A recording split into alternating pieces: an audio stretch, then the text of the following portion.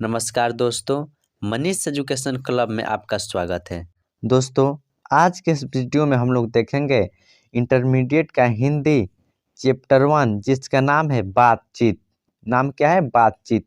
और बातचीत चैप्टर से जितने भी महत्वपूर्ण क्वेश्चन बन रहे थे उन सारे ऑब्जेक्टिव प्रश्नों को इस वीडियो में एकत्रित किए हैं। तो आइए वीडियो को स्टार्ट करते हैं। पहला प्रश्न है, बाल कृष्ण भट्ट की रचना बातचीत क्या है? बाल कृष्ण भट्ट की रचना बातचीत क्या है? पहला ऑप्शन है एकांकी, दूसरा ऑप्शन कहानी, तीसरा ऑप्शन है संस्मरण और चौथा ऑप्शन ललित निबंध। तो इसमें आपका जो सही आंसर हो जाएगा वो होगा ऑप्शन डी, यानी कि ललित निबंध। आइए अगला प्रश्न देखते हैं। अगला प्रश्न है, बाल कृष्ण भट्ट किस युग के निबंधकार थे? बाल कृष्ण भट्ट किस युग के निबंधकार थे? पहला ऑप्शन प्रसाद युग, दूसरा ऑप्शन भारतेंदु युग, तीसरा ऑप्शन द्विवेदी युग और चौथा ऑप्शन स्वातंत्र्योत्तर युग। चौथा ऑप्शन स्वातंत्र्योत्तर युग। तो इसमें आपका जो सही आंसर होगा वो होगा ऑप्शन बी, यानी कि भारतेंदु युग। आइए अगला प्रश्न देखते हैं। अगला प्रश्न है, मनुष्य की बातचीत का उत्तम तरीका क्या है? मनुष्य की बातचीत का उत्तम तरीका क्या है? पहला ऑप्शन है विद्वतापूर्ण बात करना, दूसरा है तर्कपूर्ण बात करना, तीसरा है भीड़ से बात करना और चौथा अवाक होकर अपने से बात करना। इसमें आपका सही आंसर हो जाएगा ऑप्शन डी, यानी कि अवाक होकर सही से बात करना। आइए अगला प्रश्न देखते हैं। अगला प्रश्न है, संवाद में सबसे महत्वपूर्ण क्या है? संवाद में सबसे महत्वपूर्ण तर्क क्या है, यानी सबसे महत्वपूर्ण क्या है? तो पहला ऑप्शन है तर्क, दूसरा ऑप्शन जिज्ञासा, तीसरा ऑप्शन आत्मीयता और चौथा ऑप्शन प्रवाहपूर्ण भाषा। इसमें आपका जो सही आंसर होगा वो हो जाएगा ऑप्शन सी, यानी कि आत्मीयता। आंसर क्या हो जाएगा? आत्मीयता। आइए अगला प्रश्न देखते हैं। अगला प्रश्न है, बाल कृष्ण भट्ट का जन्म कब हुआ था? अगला प्रश्न है, बाल कृष्ण भट्ट का जन्म कब हुआ था? पहला ऑप्शन जून 1884, दूसरा ऑप्शन 23 जून 1844, तीसरा ऑप्शन 20 जुलाई 1902, चौथा ऑप्शन 18 दिसंबर 1834। इसमें आपका जो सही आंसर होगा वो होगा ऑप्शन बी, यानी कि 23 जून 1844। आंसर क्या हो जाएगा? 23 जून 1844। आइए अगला प्रश्न देखते हैं। अगला प्रश्न है, संयोगिता स्वयंवर रचना है।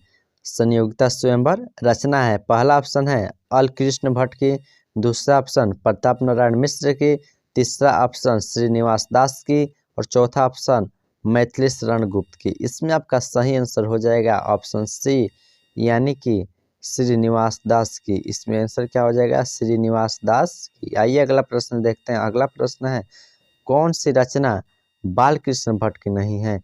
कौन सी रचना बाल कृष्ण भट्ट की नहीं है? तो इसमें आपका पहला ऑप्शन हो जाएगा नूतन ब्रह्मचारी, दूसरा ऑप्शन नाज, 100 अजान एक सुजान, तीसरा ऑप्शन सद्भाव का अभाव, चौथा ऑप्शन परीक्षा गुरु। इसमें आपका सही आंसर हो जाएगा ऑप्शन डी, यानी कि परीक्षा गुरु। परीक्षा गुरु जो है वो बाल कृष्ण भट्ट की रचना नहीं है। आइए अगला प्रश्न देखते हैं। अगला प्रश्न है, कौन सी रचना बाल कृष्ण भट्ट की है? कौन सी रचना बाल कृष्ण भट्ट की है? पहला ऑप्शन रेल का विकेट खेल, दूसरा ऑप्शन कछुआ धर्म, तीसरा ऑप्शन रेणुका और चौथा ऑप्शन प्राच्य विद्या। इसमें आपका सही आंसर हो जाएगा ऑप्शन ए, यानी कि रेल का विकट खेल। रेल का विकट खेल। आइए अगला प्रश्न देखते हैं। अगला प्रश्न है, बाल कृष्ण भट्ट ने कौन सा मासिक पत्र निकाला था? बाल कृष्ण भट्ट ने कौन सा मासिक पत्र निकाला था? पहला ऑप्शन प्रताप, दूसरा ऑप्शन कर्मवीर, तीसरा ऑप्शन हिंदी प्रदीप और चौथा ऑप्शन ज्योत्सना। इसमें आपका जो सही आंसर हो जाएगा वो होगा ऑप्शन सी, यानी कि हिंदी प्रदीप। क्या हो जाएगा? हिंदी प्रदीप। आइए अगला प्रश्न देखते हैं। अगला प्रश्न है, बातचीत किस विद्या की रचना है? बातचीत किस विद्या की रचना है? तो पहला ऑप्शन आलोचना, दूसरा ऑप्शन गीत, तीसरा ऑप्शन शोध और चौथा ऑप्शन निबंध। इसमें आपका सही आंसर हो जाएगा ऑप्शन डी, यानी कि निबंध हो जाएगा। आइए अगला प्रश्न देखते हैं। अगला प्रश्न है, रबिन्सन क्रूसो ने 16 वर्ष के उपरांत किसके मुख से एक बात सुनी थी? रॉबिन्सन क्रूसो ने 16 वर्ष के उपरांत किसके मुख से एक बात सुनी थी? पहला ऑप्शन फ्राइडे, दूसरा ऑप्शन संडे, तीसरा ऑप्शन एडिसन, चौथा ऑप्शन स्टील। इसमें आपका सही आंसर हो जाएगा ऑप्शन ए, यानी कि फ्राइडे के मुंह से प्रथम बात सुनी थी। आइए अगला प्रश्न देखते हैं। अगला प्रश्न है बातचीत शीर्षक के निबंधकार है। बातचीत शीर्षक के निबंधकार कौन है? पहला ऑप्शन जयप्रकाश नारायण, दूसरा ऑप्शन मोहन राकेश, तीसरा ऑप्शन नामवर सिंह, चौथा ऑप्शन बालकृष्ण भट्ट। इसमें आपका सही आंसर हो जाएगा ऑप्शन डी, यानी कि बालकृष्ण भट्ट। आइए अगला प्रश्न देखते हैं। अगला प्रश्न है बातचीत के माध्यम से बालकृष्ण भट्ट क्या बतलाना चाहते हैं? बातचीत के माध्यम से बालकृष्ण भट्ट क्या बतलाना चाहते हैं? पहला ऑप्शन बातचीत की शैली, दूसरा ऑप्शन भाषण की शैली, तीसरा ऑप्शन संवाद की शैली और चौथा ऑप्शन इनमें से कोई नहीं। इसमें आपका सही आंसर हो जाएगा ऑप्शन ए, यानी कि बातचीत की शैली। आइए अगला प्रश्न देखते हैं। अगला प्रश्न है भट्ट जी को किसने अंग्रेजी साहित्य के एडिशन और स्टील की श्रेणी में रखा है? यानी कि बालकृष्ण भट्ट को किसने अंग्रेजी साहित्य के एडिशन और स्टील की श्रेणी में रखा है? पहला ऑप्शन हजारी प्रसाद द्विवेदी, तीसरा ऑप्शन डॉक्टर नगेंद्र और तीसरा ऑप्शन रामचंद्र शुक्ल और चौथा ऑप्शन रामविलास शर्मा। इसमें आपका सही आंसर हो जाएगा ऑप्शन सी, यानी कि रामचंद्र शुक्ल आपका क्या हो जाएगा? आंसर हो जाएगा। आइए अगला प्रश्न देखते हैं। अगला प्रश्न है बालकृष्ण भट्ट का निवास स्थान कौन सा है? यानी कि बालकृष्ण भट्ट का निवास स्थान कौन सा है, रहने वाला जगह कौन सा है? पहला ऑप्शन लखनऊ उत्तर प्रदेश, दूसरा इलाहाबाद उत्तर प्रदेश, तीसरा मथुरा उत्तर प्रदेश और चौथा वाराणसी उत्तर प्रदेश। इसमें आपका सही आंसर हो जाएगा ऑप्शन बी, यानी कि इलाहाबाद उत्तर प्रदेश। बालकृष्ण भट्ट का निवास स्थान कौन सा है? तो इलाहाबाद उत्तर प्रदेश। आइए अगला प्रश्न देखते हैं। अगला प्रश्न है बालकृष्ण भट्ट ने किस पत्रिका का संपादन किया? बालकृष्ण भट्ट ने किस पत्रिका का संपादन किया? तो पहला ऑप्शन है आर्यावर्त, दूसरा ऑप्शन हुंकार, तीसरा ऑप्शन हिंदी प्रदीप और चौथा ऑप्शन पंजाब केसरी। इसमें आपका सही आंसर हो जाएगा ऑप्शन सी, यानी कि हिंदी प्रदीप। आंसर क्या हो जाएगा? हिंदी प्रदीप। आइए अगला प्रश्न देखते हैं। अगला प्रश्न है बालकृष्ण ने हिंदी प्रदीप नामक मासिक पत्रिका निकालना कब प्रारंभ किया? बालकृष्ण ने हिंदी प्रदीप नामक मासिक पत्रिका निकालना कब प्रारंभ किया? पहला ऑप्शन 1877, दूसरा ऑप्शन 1888, तीसरा ऑप्शन 1890, चौथा ऑप्शन 1894। इसमें आपका सही आंसर हो जाएगा ऑप्शन ए, यानी कि 1877। आंसर क्या हो जाएगा? 1877। आइए अगला प्रश्न देखते हैं। अगला प्रश्न है कौन सी रचना बालकृष्ण भट्ट द्वारा रचित नहीं है? कौन सी रचना बालकृष्ण भट्ट द्वारा रचित नहीं है? पहला ऑप्शन पद्मावती, दूसरा ऑप्शन वेणी संहार, तीसरा ऑप्शन मेघदूतम और चौथा ऑप्शन मेघनाथ वध। इसमें आपका सही आंसर हो जाएगा ऑप्शन सी, यानी कि मेघदूतम। आइए अगला प्रश्न देखते हैं। अगला प्रश्न है कौन सा उपन्यास बालकृष्ण भट्ट द्वारा रचित है? कौन सा उपन्यास बालकृष्ण भट्ट द्वारा रचित है? पहला ऑप्शन मैला अंचल, दूसरा ऑप्शन गोदान, तीसरा ऑप्शन 100 अनाज एक सुजान और चौथा ऑप्शन अंतराल। इसमें आपका सही आंसर हो जाएगा ऑप्शन सी, यानी कि 100 अजान एक सुजान। आइए अगला प्रश्न देखते हैं। अगला प्रश्न है नाटक के प्रारंभ में होने वाले मंगल पाठ को क्या कहा जाता है?